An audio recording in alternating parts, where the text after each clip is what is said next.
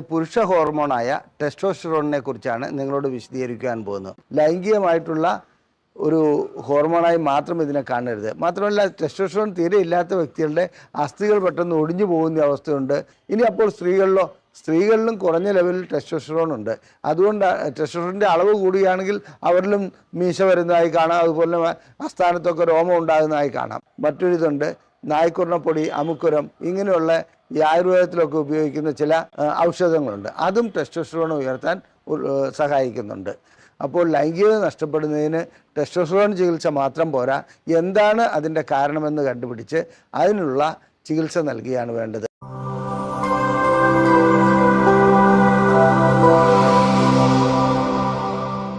നമസ്കാരം. ഞാൻ ഇന്ന് പുരുഷ ഹോർമോണായ ടെസ്റ്റോസ്റ്ററോണിനെ കുറിച്ചാണ് നിങ്ങളോട് വിശദീകരിക്കാൻ പോകുന്നത്. പുരുഷ ഹോർമോൺ എന്ന് പറയാൻ കഴിയില്ല, സ്ത്രീകളിലും ആ ഹോർമോൺ കണ്ടുവരുന്നുണ്ട്. രണ്ടു കൂട്ടരിലും ലൈംഗികമായിട്ടുള്ള ഉത്തേജനം ഉണ്ടാക്കുന്നതിലും ലൈംഗിക പ്രവർത്തികൾക്കും ഈ ഹോർമോൺ ആവശ്യമായിട്ടുള്ളതാണ്. ഞാൻ ഡോക്ടർ അജയൻ വർഗീസ്, കുന്നമംഗലം പന്തീർപ്പാടത്തുള്ള institute of sexual and reproductive medicine എന്ന സ്ഥാപനത്തിൻ്റെ ഡയറക്ടറാണ്. International association of sexual medicine practitioners modern medicine എന്ന അസോസിയേഷൻ്റെ അഖിലേന്ത്യാ ചെയർമാനുമാണ്. എന്താണ് ടെസ്റ്റോസ്റ്ററോൺ?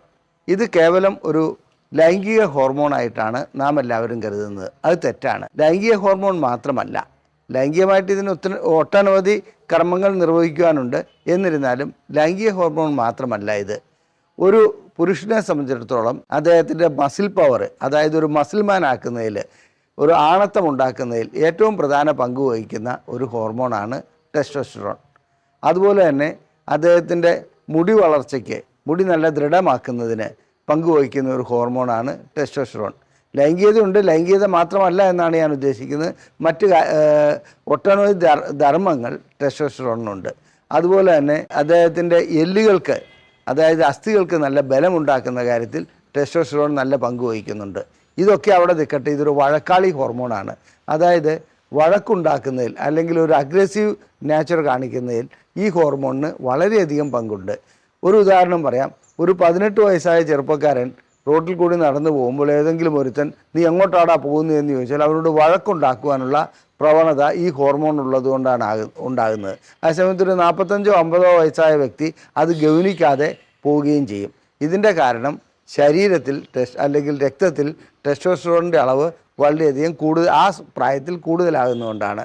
മറ്റൊരർത്ഥത്തിൽ പറഞ്ഞാൽ ടെസ്റ്റോസ്റ്ററോണിൻ്റെ അളവ് കുറയുന്നതോടുകൂടി പക്വത വരുന്നു എന്ന് നമുക്ക് പറയാൻ പറ്റും. പക്ഷെ പക്വത വരുന്നത് അതുകൊണ്ട് മാത്രമല്ല, അനുഭവങ്ങളും അതിൻ്റെ പിന്നിലുള്ള ഒരു കാര്യമാണല്ലോ. ഇനി ടെസ്റ്റോസ്റ്ററോണിനെ സംബന്ധിച്ചിടത്തോളം മറ്റൊരു വലിയ ഉപകാരം, അതായത് വലിയൊരു കാര്യം നമ്മൾ ചെയ്തു തരുന്നുണ്ട്. നമുക്ക് ചിന്തിക്കുവാനുള്ള ശക്തി ഉണ്ടാക്കുന്നതും കോൺസെൻട്രേറ്റ് ചെയ്യാനുള്ള ശക്തി ഉണ്ടാക്കുന്നതും ഈ ടെസ്റ്റോസ്റ്ററോൺ എന്ന ഹോർമോൺ തന്നെയാണ്. ടെസ്റ്റോസ്റ്ററോൺ ഇല്ലെങ്കിൽ നമ്മളുടെ ചിന്താഗതികൾ മാറിപ്പോകുന്നു, നമുക്കൊരു പ്രോബ്ലം സോൾവ് ചെയ്യാനുള്ള കഴിവില്ലാതാകുന്നു. അങ്ങനെ ഒട്ടനവധി ധർമ്മങ്ങൾ നിർവഹിക്കുന്ന ഒരു ഹോർമോണിനെ നമ്മളെല്ലാവരും കൂടി ഒരു വെറും ലൈംഗിക ഹോർമോണാക്കി മാറ്റുകയാണ് ചെയ്യുന്നത്. ഇനി ഇതില്ലെങ്കിലോ, ടെസ്റ്റോസ്റ്ററോണിൻ്റെ അളവ് കുറയുകയാണെങ്കിലോ തീർച്ചയായും ലൈംഗികതയെ അത് ബാധിക്കും. ലൈംഗികത ബാധിക്കുക മാത്രമല്ല, അതുകൂടാതെ പൊണ്ണത്തടി, ഒരു പിത്തത്തടി, അതുപോലുള്ളൊരു അവസ്ഥയിലേക്ക് പോകും. ഒന്നിനും ഒരു ഊർജ്ജസ്വലത ഉണ്ടാവില്ല, ഒരു കാര്യവും ചെയ്യാനൊരു താല്പര്യം ഉണ്ടാവില്ല. അത്തരം അവസ്ഥയാണ് ടെസ്റ്റോസ്റ്ററോണിൻ്റെ അളവ് കുറയുകയാണെങ്കിൽ വരുന്നത്. അതുകൊണ്ട് തന്നെയാണ് ഞാൻ പറഞ്ഞത്, ലൈംഗികമായിട്ടുള്ള ഒരു ഹോർമോണായി മാത്രം ഇതിനെ കാണരുത്. മാത്രമല്ല, ടെസ്റ്റോസ്റ്ററോൺ തീരെ ഇല്ലാത്ത വ്യക്തികളുടെ അസ്ഥികൾ പെട്ടെന്ന് ഒടിഞ്ഞു പോകുന്ന അവസ്ഥയുണ്ട്. അവർക്ക് അസ്ഥികൾക്ക് ബലമുണ്ടാകുകയില്ല, രോമ വളർച്ച വേണ്ട രീതിയിലുണ്ടാകുകയില്ല. പിന്നെ ഒരു സുന്ദര പുരുഷനെ വാർത്തെടുക്കുന്നതിൽ, അല്ലെ ദൃഢഗാത്രനായ ഒരു പുരുഷനെ വാർത്തെടുക്കുന്നതിൽ ടെസ്റ്റോസ്റ്ററോൺ വളരെയധികം പങ്കുവഹിക്കുന്നുണ്ട്. അതായത് ഒരു പുരുഷൻ്റെ ആകർഷണീയമായ തൊലി, മുടി ഇതെല്ലാം വളരെ വൃത്തിയായി, അതായത് ഒരു ആകർഷണീയത ഉണ്ടാക്കുന്നതിലും ടെസ്റ്റോസ്റ്ററോൺ വളരെയധികം പങ്കുവഹിക്കുന്നുണ്ട്. അപ്പോൾ ടെസ്റ്റോസ്റ്ററോണിൻ്റെ അളവ് എങ്ങനെയാണ് ഇരിക്കുന്നത്? സാധാരണ രീതിയിൽ നാം ലാബറട്ടറിയിൽ പോയി പരിശോധിക്കുകയാണെങ്കിൽ ടെസ്റ്റോസ്റ്ററോണിൻ്റെ അളവ് 2.5 മുതൽ 10 വരെ എന്നൊക്കെ കാണും. എന്നാൽ ഒരു കാര്യം മനസ്സിലാക്കുക, പല വ്യക്തികളിലും ഇത് വ്യത്യസ്തപ്പെട്ടിരിക്കുന്നുണ്ട്. അഥവാ ടെസ്റ്റോസ്റ്ററോൺ ത്രെഷ്ഹോൾഡ് ഉണ്ട്, ഒരു ത്രെഷ്ഹോൾഡ് വാല്യൂ അതിനുണ്ട്. ചില വ്യക്തികളെ സംബന്ധിച്ചിടത്തോളം 6 or 7 ഉണ്ടെങ്കിൽ പോലും അവർക്ക് ഞാൻ ഈ പറഞ്ഞ ഗുണങ്ങളൊന്നുമില്ലാതെയായി കാണാം. അതേസമയത്ത് ചിലർക്കൊരു 3 മാത്രമാണ് അതിൻ്റെ യൂണിറ്റ് എങ്കിൽ പോലും അവർക്ക് നല്ല രീതിയിൽ ലൈംഗിക ബന്ധത്തിലേർപ്പെടാൻ കഴിയുന്നുണ്ട്, നല്ല എന്താണ് ഇതിൻ്റെ ആരോഗ്യ ദൃഢഗാത്രനായി കാണപ്പെടുന്നുണ്ട്. ഇതിൻ്റെ കാരണം ഓരോ വ്യക്തിയിലും ടെസ്റ്റോസ്റ്ററോണിൻ്റെ അളവ് പല രീതിയിലാണ് പ്രയോജനപ്പെടുന്നത്. അഥവാ ത്രഷ്ഹോൾഡ് വാല്യൂ അതിനുണ്ട് എന്ന് കരുതി ടെസ്റ്റോസ്റ്ററോൺ വാല്യൂ നമ്മൾ ടെസ്റ്റ് ചെയ്യുമ്പോൾ തീരെ കുറവാണെങ്കിൽ രോഗികളോട് ചോദിക്കേണ്ടതുണ്ട് അവർക്ക് ലൈംഗികമായിട്ട് എങ്ങനെയുണ്ട്, മറ്റു കാര്യങ്ങൾ എങ്ങനെയുണ്ട്. അങ്ങനെ പ്രോബ്ലം ഉണ്ടെങ്കിൽ മാത്രമേ ടെസ്റ്റോസ്റ്ററോൺ തെറാപ്പി ചെയ്യേണ്ടതുള്ളൂ. ആ സമയത്ത് വളരെ കുറഞ്ഞ ലെവലിലുള്ള ടെസ്റ്റോസ്റ്ററോൺ ഉണ്ട്, അദ്ദേഹത്തിന് മറ്റ് പ്രോബ്ലംസ് ഒന്നുമില്ല, ഒരു പ്രശ്നവും ഇല്ലെങ്കിൽ നാം ചാടിക്കറി ടെസ്റ്റോസ്റ്ററോൺ ഇഞ്ചക്ഷനോ അല്ലെങ്കിൽ ടെസ്റ്റോസ്റ്ററോൺ ഗുളികകളോ കൊടുക്കേണ്ട ഒരാവശ്യവുമില്ല. അപ്പോൾ ടെസ്റ്റോസ്റ്ററോൺ എങ്ങനെയാണ് ശരീരത്തിൽ പ്രവർത്തിക്കുന്നത്, എന്തൊക്കെയാണ് അതിൻ്റെ ഗുണങ്ങളെന്ന് ഞാൻ പറഞ്ഞു കഴിഞ്ഞു. ഇനി നമുക്ക് നാച്ചുറലായിട്ട് പ്രകൃതിദത്തമായിട്ട് ഈ ടെസ്റ്റോസ്റ്ററോൺ ഉണ്ടാക്കുവാൻ വല്ല മാർഗമുണ്ടോ, അഥവാ അത് കുറവുള്ളവർക്ക് അത് കൂട്ടിക്കൊണ്ടുവരുവാനുള്ള ആഹാര രീതിയുണ്ടോ, വ്യായാമ രീതിയുണ്ടോ, എന്തെങ്കിലും മറ്റു മാർഗങ്ങളുണ്ടോ? ഉണ്ട്. തീർച്ചയായിട്ടും ടെസ്റ്റോസ്റ്ററോൺ ഉയർത്തിക്കൊണ്ടുവരുവാൻ നമുക്ക് 3 രീതിയിൽ കഴിയും. ഒന്ന് ആഹാര രീതിയിൽ എന്തൊക്കെ ആഹാരങ്ങൾ കഴിച്ചാൽ ടെസ്റ്റോസ്റ്ററോൺ ഉയരുമെന്നുള്ളത് ഞാൻ പറഞ്ഞു തരാം. അതുപോലെ തന്നെ വ്യായാമം, നല്ല രീതിയിൽ വ്യായാമം ചെയ്യുകയാണെങ്കിൽ തീർച്ചയായിട്ടും ടെസ്റ്റോസ്റ്ററോണിൻ്റെ അളവ് ഉയർന്നു വരുന്നതായി കാണാം. ഇനി മറ്റൊരു കാര്യം, ഉറക്കം. നല്ല രീതിയിൽ ഒരു 8 മണിക്കൂറോ മിനിമം ഒരു 6 മണിക്കൂറോ ഉറങ്ങുന്ന വ്യക്തികളിൽ ടെസ്റ്റോസ്റ്ററോണിൻ്റെ അളവ് കൂടി വരുന്നതായി കാണാം, അഥവാ മെയിൻറ്റെയിൻ ചെയ്ത് പോകുന്നതായി കാണാം. ഇനി ആഹാരത്തിൽ എന്തൊക്കെയാണെന്നുള്ളത് നോക്കാം. ആഹാരം ഞാൻ സാധാരണഗതിയിലുള്ള നമ്മൾ കഴിക്കുന്ന മിക്ക ആഹാരത്തിലും ടെസ്റ്റോസ്റ്ററോൺ ഉണ്ടാക്കുന്ന ഘടകങ്ങളുണ്ട്. എന്നിരുന്നാലും തേനിനകത്ത് ബോറോൺ അടങ്ങിയിട്ടുണ്ട്, അത് ടെസ്റ്റോസ്റ്ററോൺ ഉണ്ടാക്കുവാൻ ഉപകരിക്കുന്നുണ്ട്. എല്ലാവരും പറയാറുണ്ട് വെളുത്തുള്ളി ടെസ്റ്റോസ്റ്ററോൺ ഉണ്ടാക്കുമെന്ന്. വാസ്തവത്തിൽ വെളുത്തുള്ളി നല്ല ഘടകമാണ് ടെസ്റ്റോസ്റ്ററോണിൻ്റെ അളവ് കൂട്ടുന്നതിന്. പക്ഷേ വെളുത്തുള്ളി ടെസ്റ്റോസ്റ്ററോൺ ഉണ്ടാക്കുന്നതിലല്ല, കോർട്ടിസോൺ എന്ന ഒരു ഹോർമോൺ ഉണ്ട്, അത് അഡ്രിനൽ ഗ്രന്ഥിയിൽ നിന്നാണ് പുറപ്പെടുവിക്കുന്നത്. നമുക്കെന്തെങ്കിലും മാനസിക പ്രയാസം ഉണ്ടാകുമ്പോഴോ സമ്മർദ്ദം ഉണ്ടാകുമ്പോഴോ ഈ ഹോർമോൺ ശരീരത്തിലേക്ക് കൂടുതലായി ഉൽപ്പാദിപ്പിക്കപ്പെടുന്നു. അങ്ങനെ അഡ്രിനൽ ഗ്രന്ഥിയിൽ നിന്ന് ഉൽപ്പാദിപ്പിക്കപ്പെടുന്ന ആ ഹോർമോണും ടെസ്റ്റോസ്റ്ററോണും ഒരേ ഫാക്ടറിയിൽ നിന്ന്, അതായത് അഡ്രിനൽ ഗ്രന്ഥിയിൽ നിന്ന് തന്നെയാണ് വരുന്നത്. അപ്പോൾ വെളുത്തുള്ളിയിൽ അടങ്ങിയിരിക്കുന്ന ചില ഘടകങ്ങൾ, അലിസിൻ എന്ന് പറയുന്ന അത്തരം ഒരു ഘടകം ഈ കോർട്ടിസോണിൻ്റെ ഉൽപ്പാദനത്തെ തടസ്സപ്പെടുത്തുന്നു. അതുകൊണ്ട് അവിടെ കൂടുതലായി ടെസ്റ്റോസ്റ്ററോൺ ഉൽപ്പാദിപ്പിക്കപ്പെടുന്നു. അപ്പോൾ ഇൻഡയറക്റ്റ്ലി ടെസ്റ്റോസ്റ്ററോൺ കൂടുതലായി ഉൽപ്പാദിപ്പിക്കപ്പെടുകയാണ്. ഇനി മുട്ടയിൽ വൈറ്റമിൻ D3 ഉണ്ട്, കൊളസ്ട്രോൾ ഉണ്ട്, അതുപോലെ തന്നെ മറ്റ് പ്രോട്ടീനുണ്ട്. ഇതെല്ലാം ഉള്ളതുകൊണ്ട് മുട്ടയുടെ മഞ്ഞക്കുരു, നാടൻ മുട്ടയാണ് ഏറ്റവും നല്ലത് കേട്ടോ. അത്തരം മുട്ടയുടെ മഞ്ഞക്കുരുവിൽ ഈ ഘടകങ്ങളുള്ളതുകൊണ്ട് അതും ടെസ്റ്റോസ്റ്ററോൺ ഉണ്ടാക്കുവാൻ കൂടുതലായി സഹായിക്കുന്നു. ഒരു കാര്യം പറയാൻ വിട്ടുപോയി, എല്ലാവരും കൊളസ്ട്രോൾ എന്ന് കേൾക്കുമ്പോൾ വളരെയധികം ഭയപ്പെടാറുണ്ട്. വാസ്തവത്തിൽ കൊളസ്ട്രോളിൽ നിന്നാണ് ടെസ്റ്റോസ്റ്ററോണും ഈസ്ട്രോജനും അതുപോലെയുള്ള ഹോർമോണുകൾ ഉണ്ടാകുന്നത് എന്നൊരു വസ്തുത കൂടി ഈ കൂട്ടത്തിൽ പറഞ്ഞു തരട്ടെ. അപ്പോൾ കൊളസ്ട്രോൾ അടങ്ങിയ ചില പദാർത്ഥങ്ങൾ നമുക്ക് ടെസ്റ്റോസ്റ്ററോൺ ഉൽപ്പാദിപ്പിക്കാൻ സഹായിക്കുമെന്നാണ് ഞാനിവിടെ സൂചിപ്പിച്ചത്. ഇതുകൂടാതെ ചീര നല്ലൊരു പച്ചയിലകളിൽ കൂടുതലായി ഉപയോഗിക്കേണ്ട ഒന്നാണ്. അതുവഴിക്ക് ടെസ്റ്റോസ്റ്ററോണിൻ്റെ അളവ് കൂടുതലായി ഉൽപ്പാദിപ്പിക്കുവാൻ കഴിയുന്നുണ്ട്. ഇനി മറ്റൊന്ന്, മാതള നാരങ്ങയാണ് ഏറ്റവും നല്ലത്, അല്ലെങ്കിൽ മറ്റു നാരങ്ങകളും എല്ലാം തന്നെ ടെസ്റ്റോസ്റ്ററോണിൻ്റെ ഉൽപ്പാദനത്തിന് ഉപകരിക്കുന്നുണ്ട്. ഇതുകൂടാതെ ചൂര മത്സ്യം അങ്ങനെയൊക്കെയുള്ള മത്സ്യങ്ങൾ ടെസ്റ്റോസ്റ്ററോൺ ഉൽപ്പാദിപ്പിക്കാൻ വളരെയധികം സഹായിക്കുന്നുണ്ട്. അപ്പോൾ നാം മനസ്സിലാക്കേണ്ടത് എന്താണെന്ന് വെച്ചാൽ, ടെസ്റ്റോസ്റ്ററോൺ ഉൽപ്പാദിപ്പിക്കുന്നതിനുള്ള ആഹാരം പദാർത്ഥങ്ങൾ ആ രീതിയിൽ ഉൾപ്പെടുത്തുകയാണെങ്കിൽ നമ്മളുടെ ടെസ്റ്റോസ്റ്ററോണിൻ്റെ അളവ് കുറയുകയില്ല. ലൈംഗികം മാത്രമല്ല പുരുഷത്വവും നിലനിർത്തുവാൻ അത് സഹായിക്കുന്നുണ്ട്. ഇനി അപ്പോൾ സ്ത്രീകളിലും കുറഞ്ഞ ലെവലിൽ ടെസ്റ്റോസ്റ്ററോൺ ഉണ്ട്. അതുകൊണ്ട് ടെസ്റ്റോസ്റ്ററോണിൻ്റെ അളവ് കൂടുകയാണെങ്കിൽ അവരിലും മീശ വരുന്നതായി കാണാം, അതുപോലെ ആസ്ഥാനത്തൊക്കെ രോമം ഉണ്ടാകുന്നതായി കാണാം. എന്നാൽ ലൈംഗികമായിട്ടുള്ള അവരുടെ അഭിവാഞ്ചയ്ക്കും അവരുടെ ആസക്തിക്കുമെല്ലാം ടെസ്റ്റോസ്റ്ററോൺ അതിൻ്റേതായ പങ്ക് വഹിക്കുന്നുണ്ട്. ഈസ്ട്രോജനും അതിനകത്ത് ആവശ്യമാണ്, എന്നിരുന്നാലും ടെസ്റ്റോസ്റ്ററോണിന് അതിൻ്റേതായ റോളുണ്ട്. അപ്പോൾ സ്ത്രീകളും ഈ ആഹാരം കഴിക്കുന്നുണ്ട്. അമിതമായി ടെസ്റ്റോസ്റ്ററോൺ കൂടി പോവുകയൊന്നുമില്ല, നല്ലതാണെന്നുള്ളത് ഇവിടെ സൂചിപ്പിച്ചു കൊള്ളട്ടെ. ലൈംഗികമായിട്ടുള്ള കാര്യങ്ങൾക്കും ലൈംഗിക താല്പര്യം കുറവുള്ള സ്ത്രീകൾക്കുമൊക്കെ ഇത്തരം ആഹാര രീതിയിലേക്ക് പോകാവുന്നതാണ്. ഇനി ഞാൻ വ്യായാമത്തെക്കുറിച്ച് പറഞ്ഞു. വ്യായാമം ചെയ്യുമ്പോൾ സാധാരണഗതിയിൽ ടെസ്റ്റോസ്റ്ററോണിൻ്റെ അളവ് കൂടി വരുന്നുണ്ട്.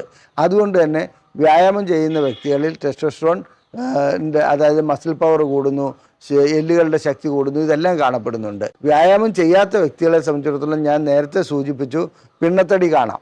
അങ്ങനെയുള്ള വ്യക്തികളിൽ ലൈംഗിക ആസക്തിയും ലൈംഗിക താല്പര്യവും ഒന്നും ഉണ്ടാകുന്നതായി കാണപ്പെടാത്തതിൻ്റെ കാരണം ഇത് തന്നെയാണ്. ടെസ്റ്റോസ്റ്ററോണിൻ്റെ അളവ് കുറയുന്നതുകൊണ്ടാണ്.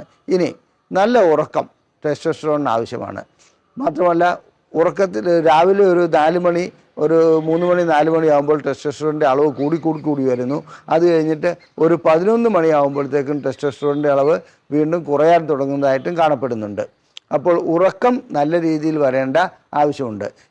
അതുകൊണ്ടാണ് രാവിലെ എഴുന്നേൽക്കുമ്പോൾ മിക്കപ്പോഴും പുരുഷൻ്റെ ലിംഗം ഉയർന്നു നിൽക്കുന്നത്, ഈ ടെസ്റ്റോസ്റ്ററോണിൻ്റെ അളവ് കൂടുന്നു. മറ്റ് പല കാരണങ്ങളുമുണ്ട്, എന്നാലും ഇത് അതിനകത്ത് ഒരു കാരണമാണ്.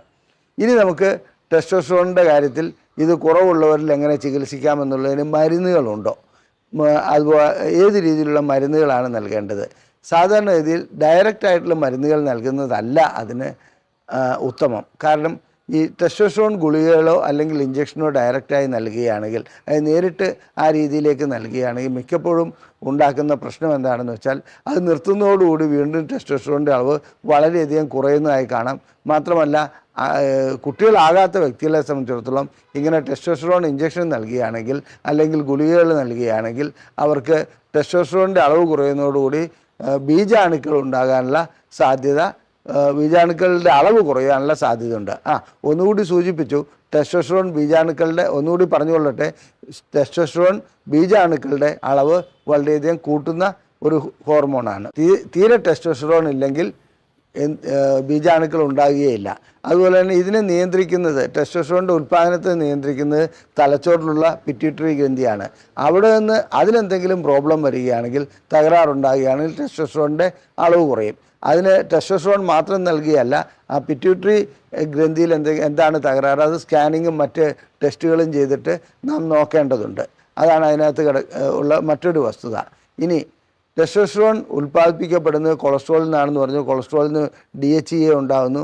DHEA എന്ന ഹോർമോണിൽ നിന്ന് ഒരു ഭാഗം ഈസ്ട്രോജൻ ഉണ്ടാകുന്നു, മറുഭാഗം ഇതിലേക്ക് വരുന്നു, ടെസ്റ്റോസ്റ്ററോണായി മാറുന്നു. അപ്പോൾ ടെസ്റ്റോസ്റ്ററോണിൻ്റെ ഉൽപ്പാദനത്തിന് നാം ആഹാര രീതി പറഞ്ഞു, വ്യായാമം പറഞ്ഞു, നല്ല ഉറക്കം പറഞ്ഞു. ഇതെല്ലാം ചെയ്തിട്ടും ശരിയാകാത്ത ഒരു അവസ്ഥ വരികയാണെങ്കിൽ തീർച്ചയായിട്ടും ലൈംഗികമായിട്ടുള്ള ആവശ്യം മാത്രമാണ്. അതായത് പ്രത്യുൽപാദനം, അതായത് കുട്ടികളൊക്കെ ഉള്ള ഒരു വ്യക്തിക്കാണെങ്കിൽ ടെസ്റ്റോസ്റ്ററോണിൻ്റെ ഇഞ്ചക്ഷനോ ഗുളികയോ അല്ലെങ്കിൽ ആ രീതിയിൽ തന്നെ പാച്ചുകൾ വരുന്നുണ്ട്, തൊലിയിൽ ഒട്ടിക്കാനുള്ളത് വരുന്നുണ്ട്, അതൊക്കെ ഉപയോഗിക്കുക. ഇന്ത്യയിലെല്ലാം ലഭ്യമായിട്ടില്ല.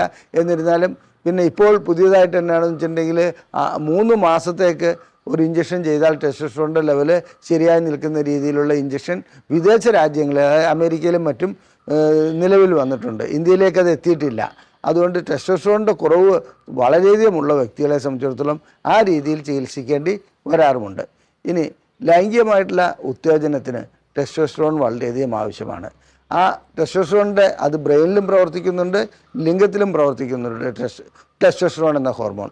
അതുകൊണ്ട് ബ്രെയിനിൽ അത് സ്റ്റിമുലേറ്റർ ആയിട്ടാണ് പ്രവർത്തിക്കുന്നത്, ലിംഗത്തിൽ അത് ദൃഢതയ്ക്ക് വേണ്ടി അത് പ്രവർത്തിക്കുന്നുണ്ട്.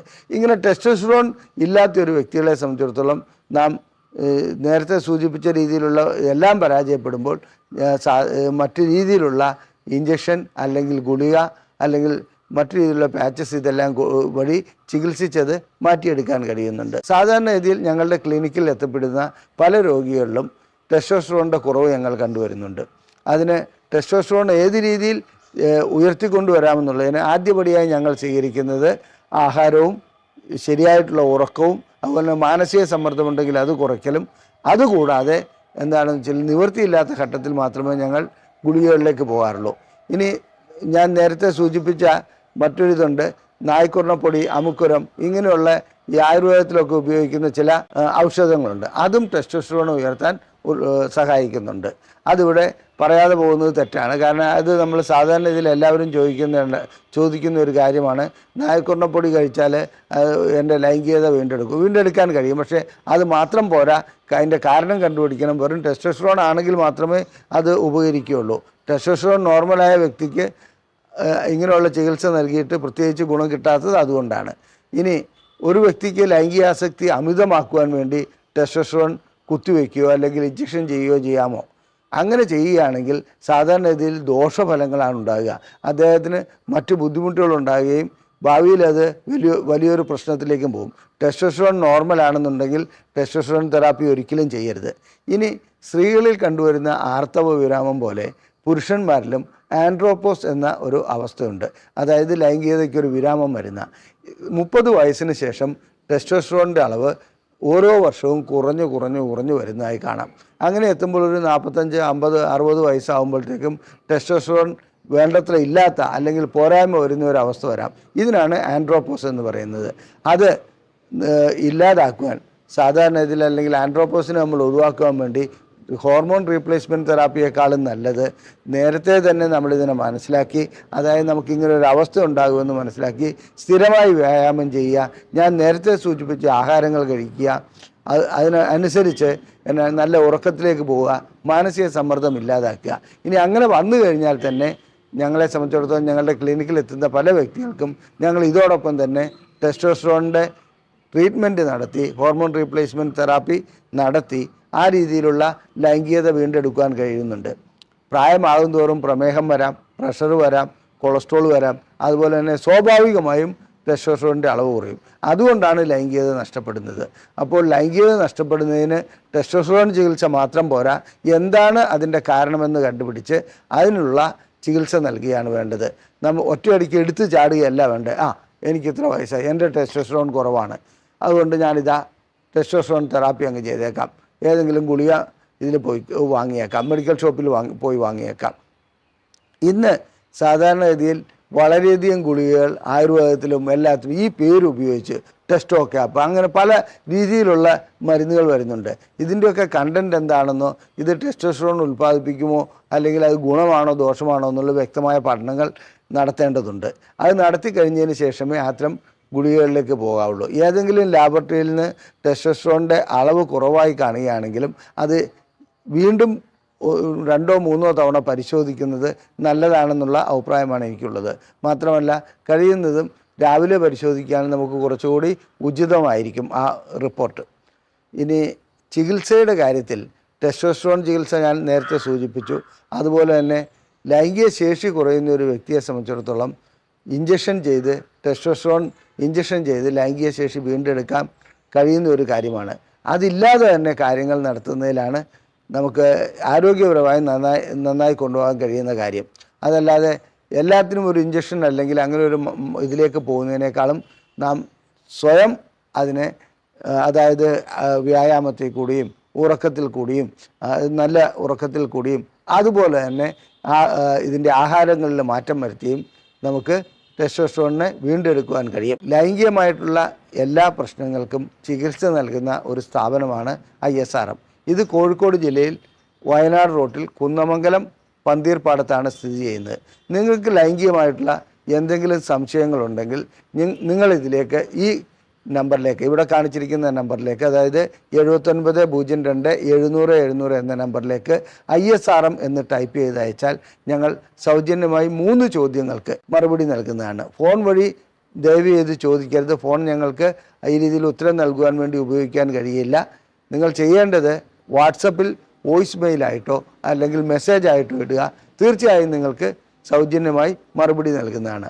അതുപോലെ തന്നെ നിങ്ങൾക്ക് ലൈംഗികമായ പ്രശ്നങ്ങൾക്ക് എന്തെങ്കിലും ചികിത്സ നൽകണമെന്നുണ്ടെങ്കിൽ തീർച്ചയായിട്ടും ഈ നമ്പറിൽ വിളിച്ച് ബുക്ക് ചെയ്യാവുന്നതാണ്. നന്ദി, നമസ്കാരം.